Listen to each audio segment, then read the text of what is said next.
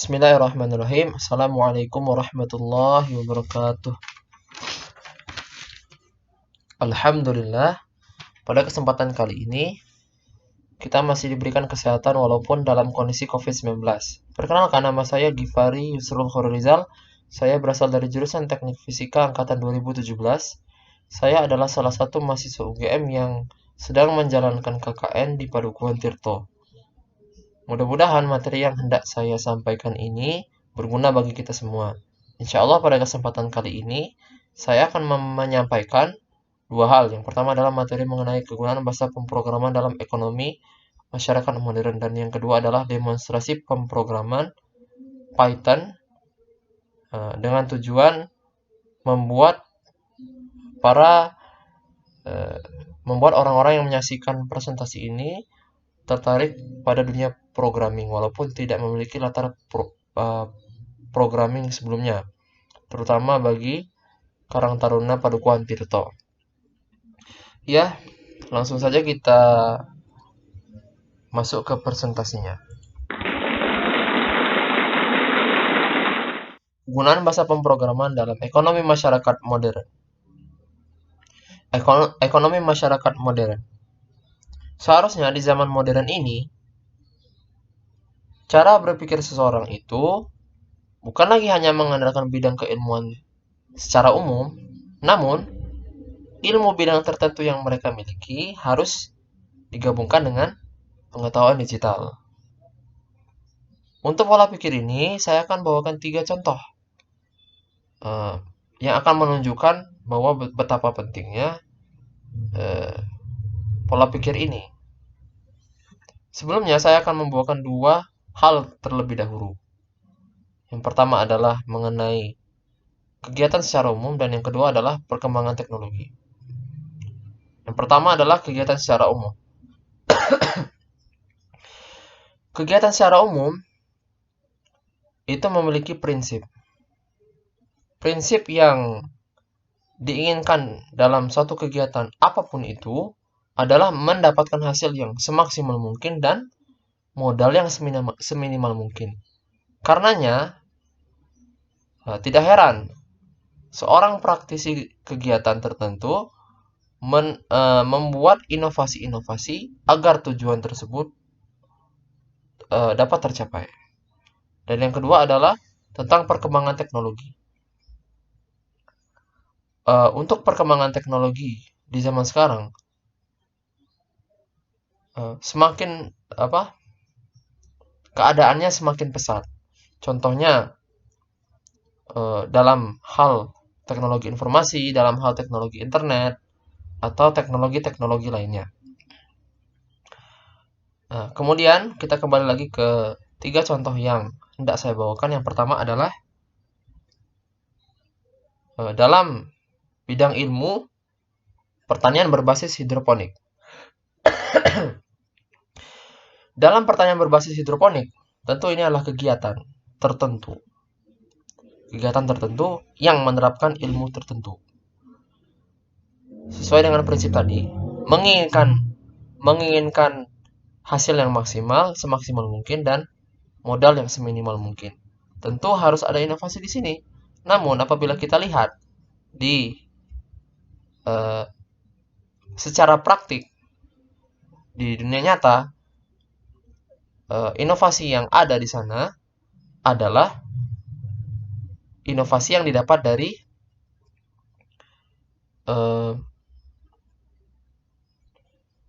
pengalaman dalam berhidroponik. Tidak terukur gitu ya. Sesuai dengan sifat manusia. Manusia itu mereka punya kemampuan belajar dari kondisi sebelumnya. Kondisi sebelumnya misalkan ternyata kalau nutrisi pupuk kita tambahkan terus-menerus 3 hari, hasilnya seperti ini. Oh, ini kurang baik. Coba 4 hari.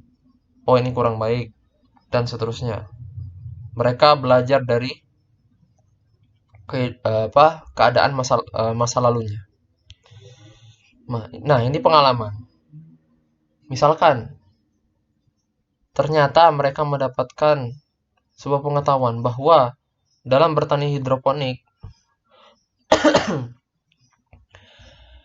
ternyata memberi nutrisi itu 2 bulan sekali, atau melakukan pengkondisian pH itu 3 bulan sekali, seperti itu. Namun masih manual, masih manusia itu yang melakukan. Nah, bagaimana apabila eh, kita mengetahui pengetahuan digital? Apakah lebih baik? Ya, mari kita lihat. Ternyata di dalam pengetahuan digital ada namanya microcontroller. Microcontroller ini secara gampangannya adalah suatu alat yang fungsinya adalah sebagai perintah pusat untuk alat-alat elektronik yang disambungkan kepadanya. Kalau kita analogikan seperti otak manusia yang digunakan untuk mengontrol tangan dan anggota tubuh lainnya. Microcontroller ini apabila disambungkan ke instalasi alat pertanian dengan basis hidroponik, maka akan terbentuk suatu alat dengan sifat otomatis. Apabila nutrisi kurang, maka microcontroller menyuruh atau memerintahkan pompa untuk hidup, sehingga kontainer yang berisi nutrisi dapat menyuplai makanan atau nutrisi ke sistem hidroponik. Begitupun pH atau parameter-parameter lainnya. Belum lagi kalau kita mengetahui pengetahuan digital yang lainnya, seperti teknologi internet atau Android atau website dan lain-lain, bisa saja kita mengontrol sistem hidroponik secara jarak jauh. Bisa juga mungkin dengan mengetahui pengetahuan digital ini, kita membuat toko online yang toko online itu dapat memprediksi, panen akan ada sekitar 1 bulan lagi, dan seterusnya. Kualitas semacam ini, sehingga orang-orang yang mengunjungi toko website tersebut dapat mempertimbangkan tentang produk yang dihasilkan sistem hidroponik ini, karena sudah jelas dan terpercaya, seperti itu. Yang kedua adalah, mudah-mudahan penjelasan tadi dapat dimengerti. Yang kedua, mengenai bisnis secara umum. Secara praktik, bisnis secara umum itu dilakukan dengan pengambilan keputusan praktisi bisnis dengan melihat tren yang terjadi beberapa bulan sebelumnya atau beberapa tahun sebelumnya. Mereka melihat dari data sehingga menyimpulkan bahwa bisnis ini dapat terus lanjut dan bisnis yang ini sudah tidak bisa lanjut. Seperti itu. Namun terkadang karena manusia itu adalah makhluk yang memiliki perasaan, terkadang prediksi yang dirasa benar bisa jadi melenceng, karena manusia selain memiliki pikiran logis, mereka juga memiliki pikiran yang emosional, semacam itu. Bagaimana bisnis ditambahkan dengan pengetahuan digital? Iya, pengetahuan digital yang saya ambil di sini, contohnya misalkan artificial intelligence. Apabila bisnis secara umum digabungkan dengan artificial intelligence, maka akan terbentuk suatu sistem bisnis yang dapat memutuskan eh, apakah bisnis tersebut bisa lanjut atau tidak secara sendirinya. Dia sendiri yang memutuskan. Ya, ini saya kasih tahu saja. Artificial intelligence ini mempergunakan bahasa pemrograman komputer. Jadi seorang yang memiliki pengetahuan pemrograman komputer dapat menyusun perintah-perintah dalam program pengambilan keputusan tersebut dan diterapkan di bisnis secara umum. Bahasa pemrograman yang digunakan adalah bahasa Python dengan atau yang lainnya. Dan yang ketiga adalah tentang kenyamanan ruangan. Tentang kenyamanan ruangan, eh, ruangan yang suatu saat apabila diterapkan pengetahuan digital di suatu ruangan yang dibangun, ruangan tersebut dapat bertindak sebagai ruangan yang cerdas. Ruangan yang bisa mengendalikan apapun di dalamnya secara sendirinya. Apabila terasa panas, maka dia hidupkan AC. Apabila terasa lembab, dia akan bagaimana nanti.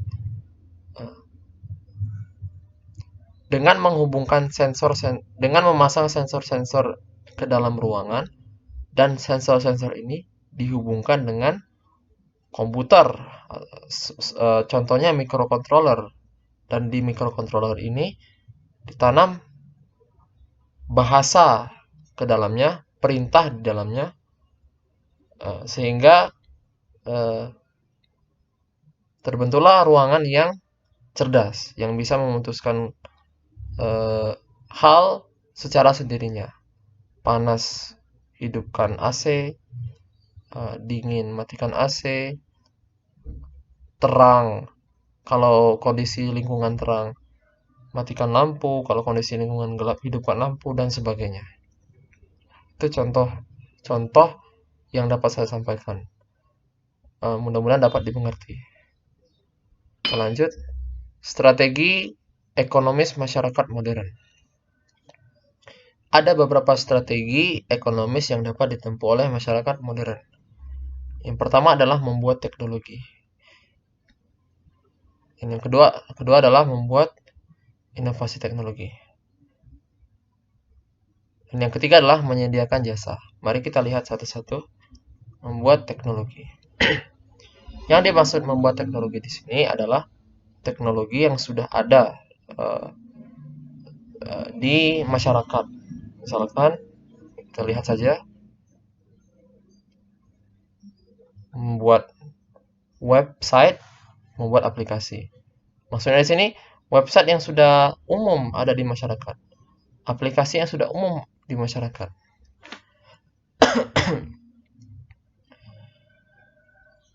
Akan lebih jelasnya nanti bisa dirujuk di buku kami yang telah disebar di website Kasihan Mapan. Bisa dilihat di sana, akan lebih lengkap. Kemudian membuat inovasi teknologi. Yang namanya inovasi berarti adalah sesuatu yang baru. Kita lihat satu-satu. Membuat aplikasi inovatif. Contohnya IoT, analisis bisnis, dan analisis bisnis. Ya. Nah, aplikasi inovatif yang dimaksud di sini bisa berupa website ataupun Android ataupun iOS ataupun desktop. Ya, nanti penjelasan tersebut apabila ada orang yang tidak mengerti bisa dilihat di e-book di buku tentang dengan judul pemrograman buat apa yang sudah kami susun, bisa dirujuk di website kasihanmapan.com. IoT dan analisis bisnis. Mungkin ada yang tidak mengetahui IoT. IoT ini adalah suatu inovasi teknologi yang benar-benar bagus. Karena di zaman sekarang internet itu sudah begitu pesat menyebar kemana-mana dan kecepatannya juga sudah cukup tinggi, maka ada suatu ide menghubungkan objek-objek di suatu kawasan melalui internet, melalui jaringannya. Dalam hal ini adalah internet. Jadi, objek-objek ini dapat berkomunikasi satu sama lain. Contohnya misalkan, kita memiliki seluruh perabotan rumah yang saling terkoneksi satu sama lain. Misalkan, ketika bangun tidur,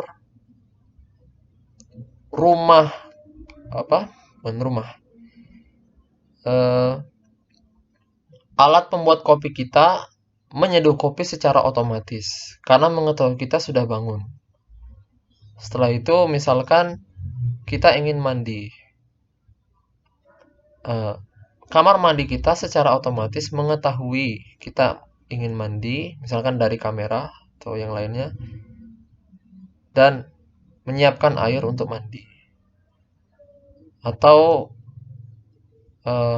ketika berangkat kerja, kalau sudah berangkat kerja, rumah kita mengetahui kita sudah berangkat kerja, maka rumah kita akan tertutup secara otomatis, terkunci secara otomatis. Ketika kita pulang dari kerja, dapur kita sudah memasak makanan secara otomatis, secara sendirinya. Nah, itulah IoT, konsep IoT. Konsep hasil dari inovasi teknologi. Dan tentu sesuai dengan kenapa IoT ini bisa terwujud, ya. Tentu selain teknologi, ada peran keilmuan tertentu juga. Jadi bukan murni hanya teknologi. Karena misalkan dalam IoT ada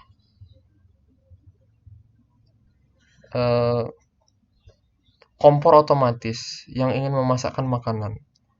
Mereka kan kompor itu harus mengetahui kapan tepat untuk masak makanan. Mungkin dengan sensor tertentu, sensor ini membaca kalau kondisi kita sedang lapar. Dan kondisi lapar itu tidak bisa diketahui kecuali misalkan merujuk pada bidang kesehatan atau psikologi atau bagaimana. Misalkan apabila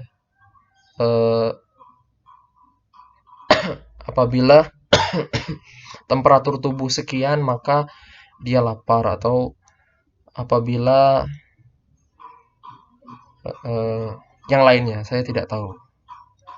Ini adalah ilmu tertentu dikawinkan dengan teknologi, terbentuklah IoT. Begitupun analisis bisnis. Analisis bisnis sebenarnya sudah saya sampaikan di 3 contoh yang sebelumnya, yaitu bisnis yang dapat suatu sistem yang dapat menganalisis bisnis, kelayakan bisnis secara sendirinya, memutuskan ini sudah layak atau ini sudah tidak layak lagi. Seperti itu. Kita lanjut. Menyediakan jasa buat aplikasi, jasa keamanan cyber, jasa konsultasi. apabila kita menguasai teknologi, hal tersebut akan mempengaruhi akan berpotensi menjadi ladang bisnis bagi kita. Selain kita dapat membuat inovasi dari teknologi tersebut, karena misalkan kita memiliki ilmu yang dikawinkan dengan teknologi, terbentuklah inovasi yang hebat, maka menjadi peluang untuk kita dalam bermain di dunia bisnis di bidang tersebut. Bisa juga kita menyediakan jasa apabila kita menguasai teknologinya. Misalkan kita mampu untuk menerapkan bahasa Android, ya, bahasa Java, Kotlin, membuat aplikasi Android yang dapat dipakai instansi tertentu, atau kita bisa mengetahui tentang keamanan cyber dan lain-lain. Dan ingat, bahasa pemrograman ini atau pemahaman digital ini jangan kita jadikan sebagai suatu bidang tertentu, tapi jadikanlah ini sebagai alat, ya.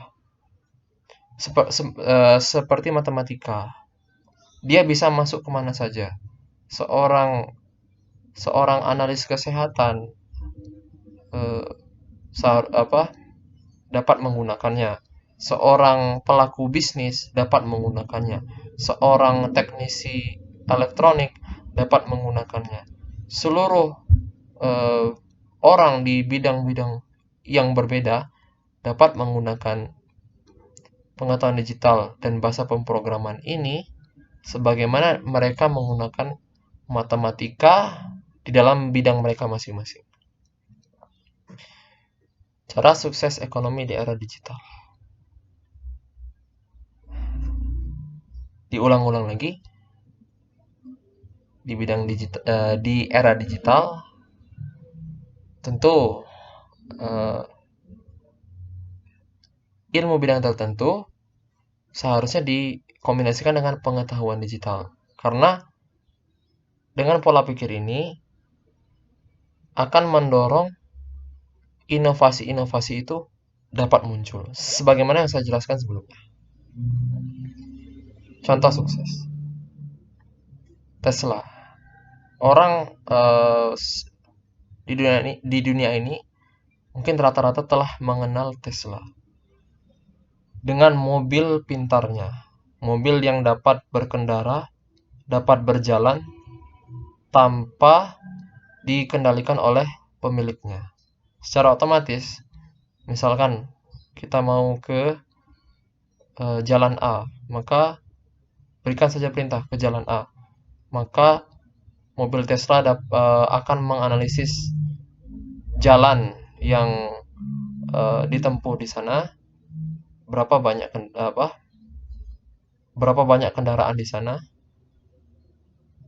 dan memutuskan bagaimana cara terbaik untuk sampai ke tempat tujuan dengan keputusan yang paling baik. Itu penjelasan singkat. Bukalapak ialah startup di Indonesia yang bergerak di bisnis toko online. Salah satu startup yang sukses di Indonesia. Setelah itu Gojek, juga salah satu startup di Indonesia. Dia melihat peluang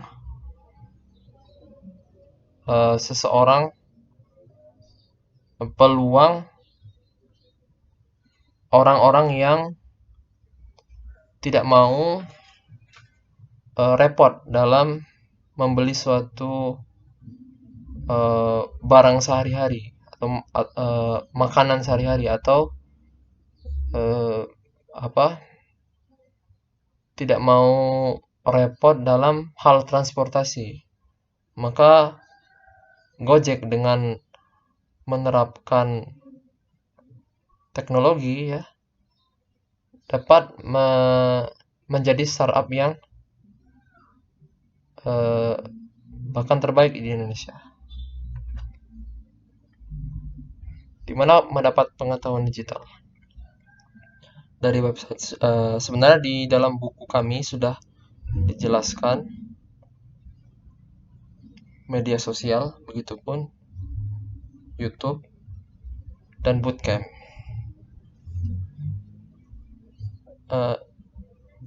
Sebenarnya untuk pengetahuan digital ini sudah bukan lagi barang yang langka karena sudah tersebar di media-media sosial, media-media informasi yang sehari-hari kita sudah familiar. Mungkin bootcamp yang belum tahu. Sehingga untuk menerapkan pola pikir menggabungkan antara pengetahuan di bidang tertentu dengan pengetahuan digital itu sudah bukan hal yang mustahil lagi karena sudah tersedia informasi yang sangat banyak di media sosial, yang media informasi yang kita sudah familiar. Contohnya website. Sudah banyak website yang menyediakan informasi tentang pengetahuan digital. Misalkan petani kode atau kode politan, decoding dan lain-lain bisa dilihat di buku. Begitupun media sosial, YouTube. Nah, bootcamp satu lagi. Nanti bisa dilihat semuanya. Bootcamp ini adalah semacam kursus yang intensif di bidang programming yang tujuannya untuk mencetak para programmer yang siap kerja. Singkatnya seperti itu.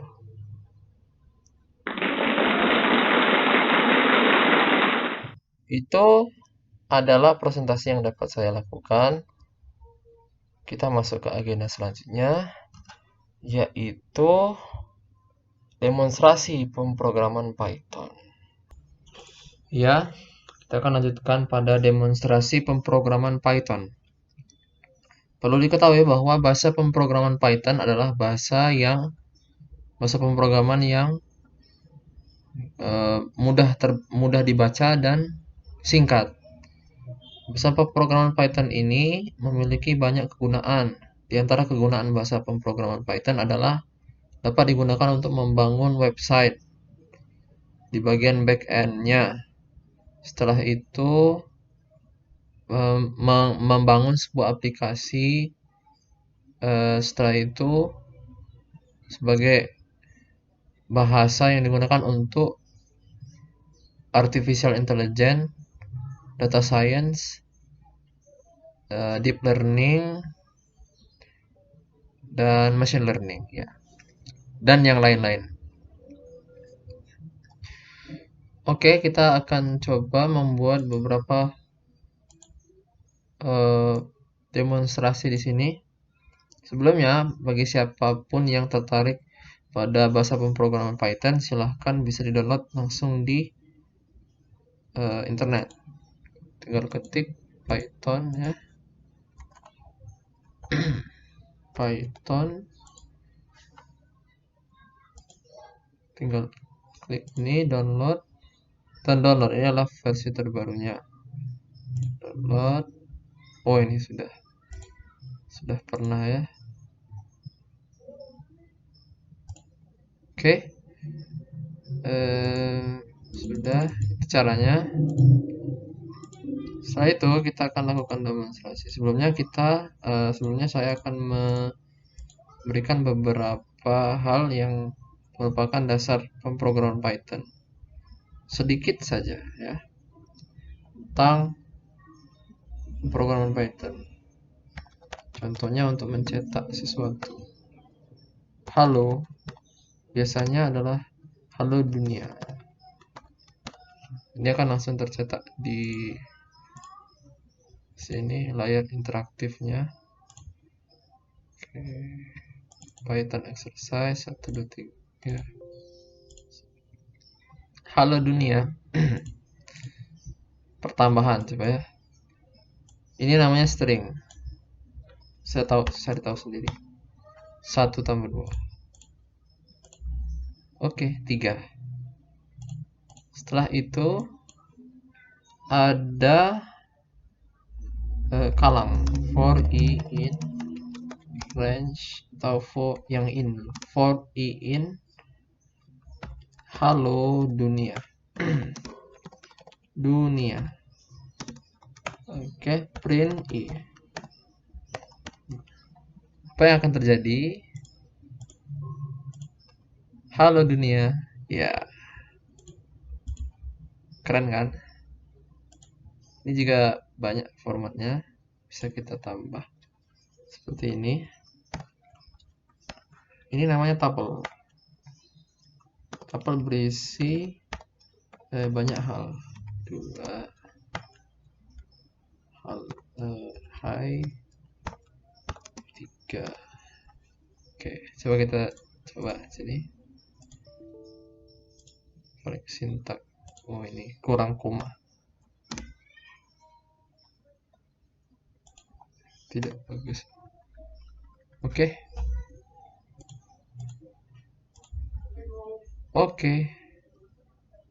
Halo hai. Halo hai. Yang lain bisa range.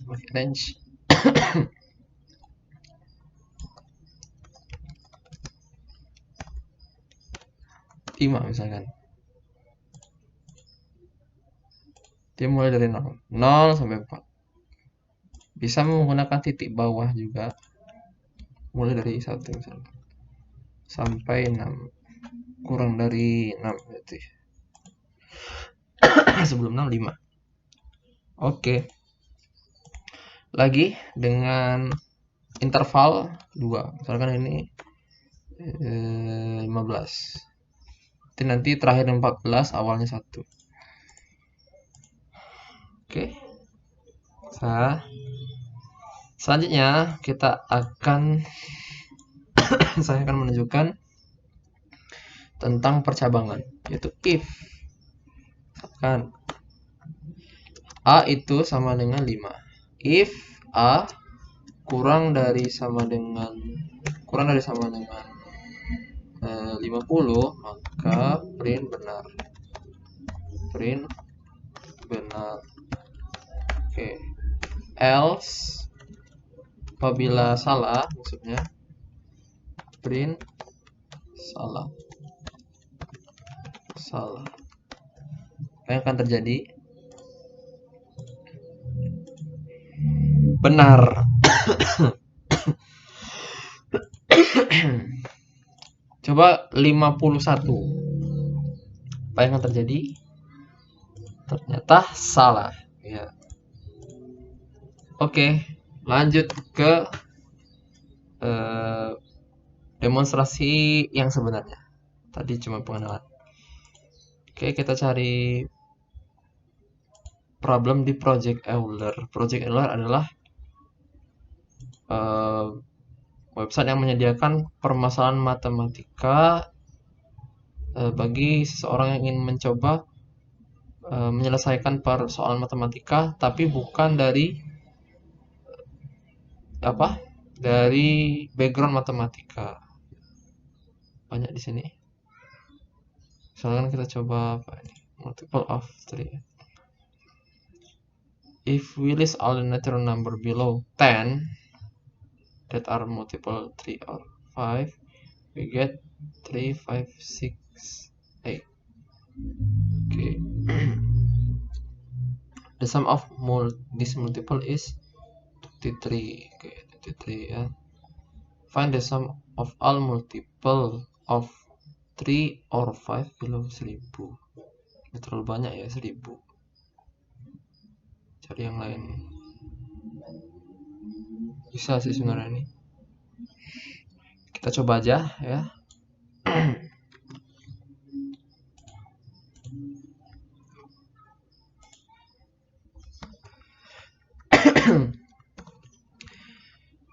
All natural number below 10 ya, below 10 berarti kan below 10 itu dari kurang dari 10 that are multiple of 3 or 5 yang merupakan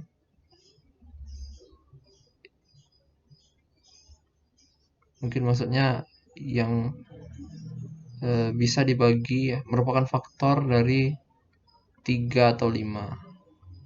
3, 5, 6 itu kan maksudnya 9 dengan 6 ke 3, 3, 6, 9 ke 3, 5 ya 5. Nah, ini katanya di sini find the sum of all multiple of 3 or 5 below 1000.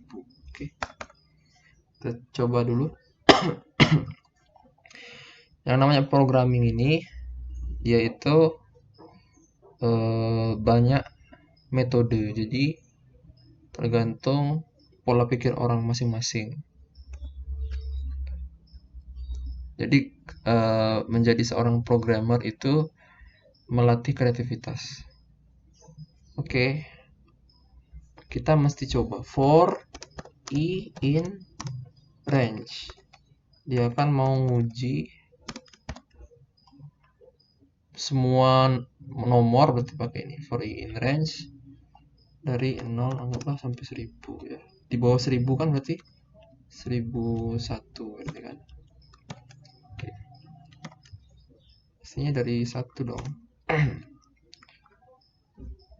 Natural number ya. Natural number ya dari 1. Dari 1 aja ya. Ini diuji semuanya nanti 1 sampai 1000. Dia habis dibagi 3 sama 5. 3 atau 5. Berarti if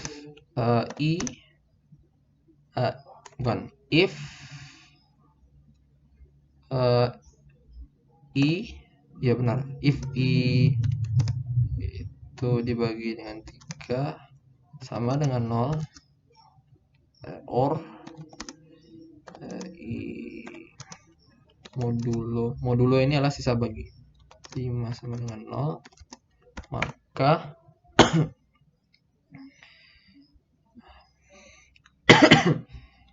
oh ya, kita buat listnya. Find sum all, berarti misalkan ini namanya faktor. Faktor sama dengan ini list kosong. Oke. Maka faktor append masukkan i tadi ke faktor. Oke. Setelah itu print hasilnya adalah sum of di luar kalang, print sum of factor. Oke. Coba yang ini dulu kita uji di bawah 10, berarti 11. Apakah benar? Oh, ini juga bikin ini dulu. Print faktor.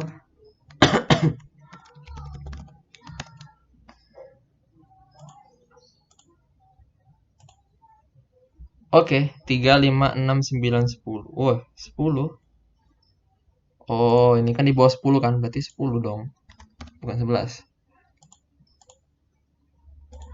Oke, 3, 5, 6, 9. Hasilnya adalah 23, benar ya? Ternyata benar, kawan. 3, 5, 6, 9, hasilnya 23. Hasilnya 23. Oke. Berarti algoritma kita benar. Di bawah 1000, berarti 1000 ya, bukan 1001 tadi, salah berarti. Ini banyak sekali. Ini langsung aja, atau nggak apa-apa lah. Memang agak lama prosesnya. Karena dia ngitung. Oh, ini langsung ya. 233.168. Oke. Kita berhasil ya. Soal pertama terpecahkan. Cari lagi soal. Kita 3 aja ya. Nah, kita random aja. Mana yang enak di sini?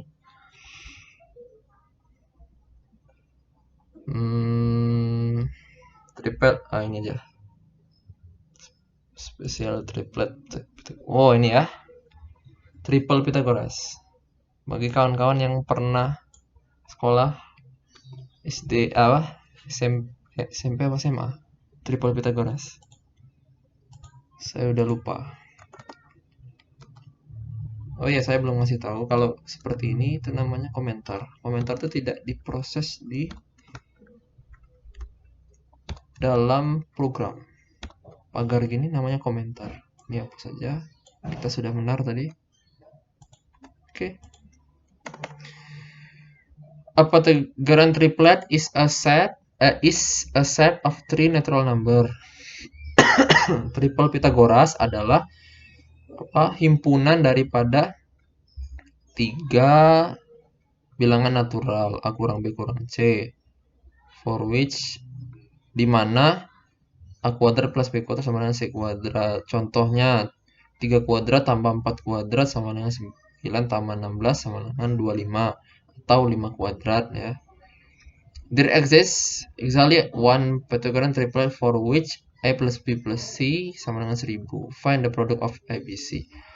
Ada triple Pythagoras yang dia itu A plus B plus C-nya itu sama dengan 1000.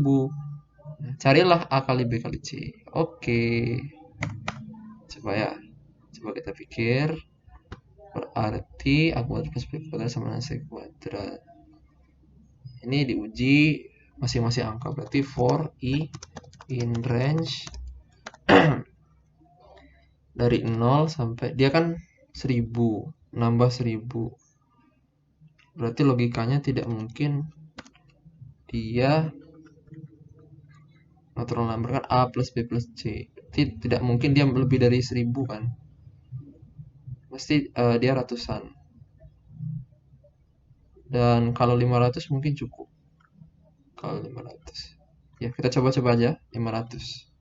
Mungkin 500-an gitu ya. Gini. Ini kan ada A, B, C. Berarti kita ambil aja A. Untuk A, uji kan dari 0 sampai 500. Setelah itu untuk B, for B in range sama dari 0 sampai 500. Untuk C ya. Dari 0 sampai 500 ya kan. Oke, nanti ini diuji semua nanti. Dia nyeleksi satu-satu. Dan ABC-nya ini if A kurang dari B and B kurang dari C, maka nah ini kalau memenuhi, ingat lagi, ada A kuadrat plus B kuadrat sama dengan C kuadrat. Berarti if A kuadrat plus B kuadrat sama dengan C kuadrat itu, maka uji lagi. Oh, ini mencari A plus B plus C. Berarti if A plus B plus C itu sama dengan 1000. Ada lagi nggak nih? If lagi nggak ini? Oh, langsung find ya. Coba kita print. Nah, ini ada, saya perkenalkan F string. Ini saya mau melihat apakah benar A plus B plus C kan. Gini. Plus B plus C itu sama dengan 1000. Oke, F string. Setelah itu print F string A kali B kali C. A kalinya gini aja ya. Kali B kali C sama dengan A kali B kali C. A kali B kali C. Oke. uji coba. Memang agak lama karena dia ngitung dulu. Ini juga sampai 500. Oke. Ya, semoga cepat ya.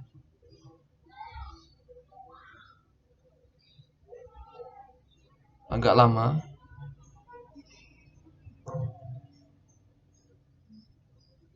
Oke.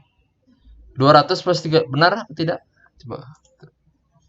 Siapkan kalkulator apabila ini benar berarti jawaban kita benar. 200 tambah 375 tambah 425, coba tambahkan. Ini kan berarti 800. Oh, benar ya, 1000. Ini mestinya benar 200 kali 3. Oke. Problem kedua selesai. Ya, problem 3 lagi ya. Nomor 3. Nomor 3. Cari di Euler lagi ya mungkin ya. Random.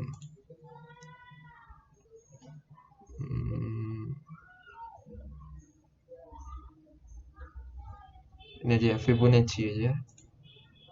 Fibonacci, oke? Fibonacci. Each new term in Fibonacci sequence is generated by adding the previous two term. Okay, by starting with 1 and 2. The first term will be ini. By considering the term in Fibonacci sequence whose value do not exceed 4 million. Jangan, terlalu lama.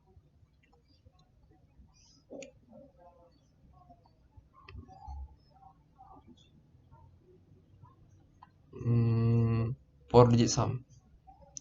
Oke, ini aja ya.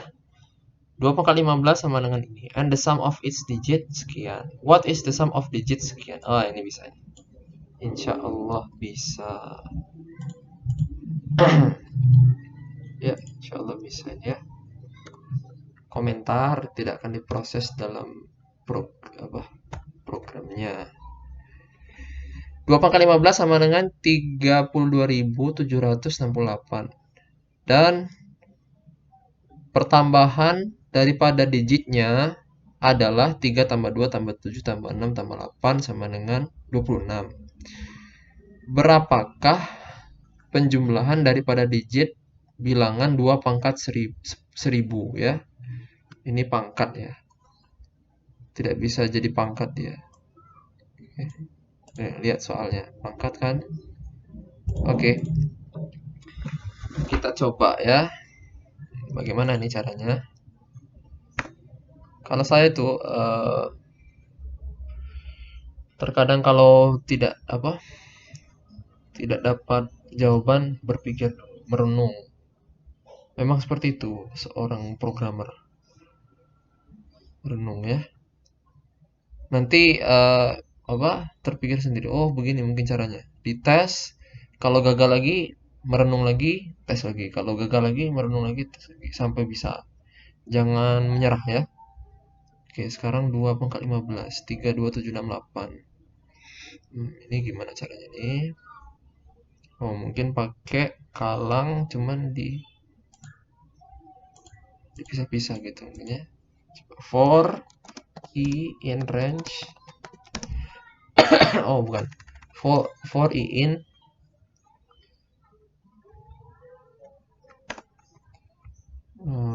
n itu sama dengan string 2 pangkat, berarti pangkatnya berarti 2 pangkat 15. Coba. Ini kan kalau for i in itu untuk kalau nggak tuple dia itu string, nggak boleh, nggak bisa integer, tidak bisa. Kalau mau integer range, tapi ini nggak pakai range. Jadi gini, kita ubah dulu ke dalam string. Jadi ya mungkin berhasil. Setelah itu kan dipecah tuh, berarti tambahkan pertambahan berarti jumlah sama dengan ini, jumlah sama dengan ini. Oke, setelah itu jangan I. Setelah itu dipecah-pecah kan I. Oh, gini aja, jangan pakai jumlah. Oke, jadi ini A. Oh lah, ini jumlah. Tapi ini sama dengan 0. I jumlah I ubah dulu jadi ke integer lagi. Jumlah tambahkan ke I, terus print jumlah. Oke, coba kita coba 26. Sip. 26 ya. Coba kita, maksud saya itu begini, print I. Ini mau menunjukkan aja.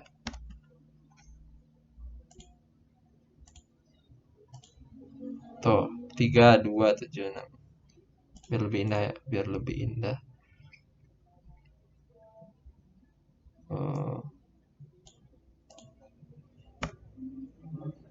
Jumlah kecil ya. Jumlah sama dengan list.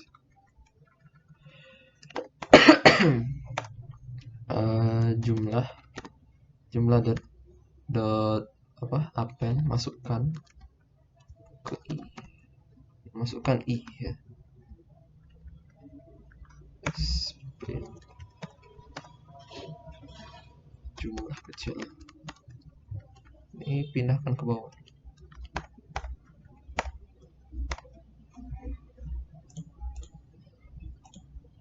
Oke, 3, 2, 7, 6, 8, 16, atau lebih gampang lagi mungkin gini. Lebih bagus lagi jawabannya, biar lebih bukan string. 3, 2, 7, 6, 8. Oke. Oke, bagaimana dengan 1000? 1000.